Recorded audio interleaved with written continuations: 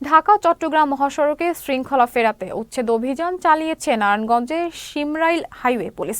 সোমবার ঢাকা চট্টগ্রাম মহাসড়কের সাইনবোর্ড এলাকায় উচ্ছেদ অভিযান চালায় পুলিশ।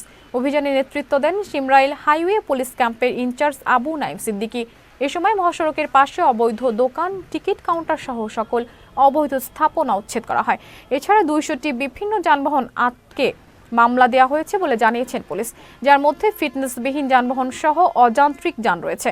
শিমরাইল হাইওয়ে পুলিশ ক্যাম্পের ইনচার্জ আবু নাইম সিদ্দিকী বলেন, মহাসড়কের শৃঙ্খলা ফিরিয়ে আনতে ফুটপাত দখল করে গড়ে ওঠা অবৈধ দোকানপাটের বিরুদ্ধে অভিযান শুরু হয়েছে।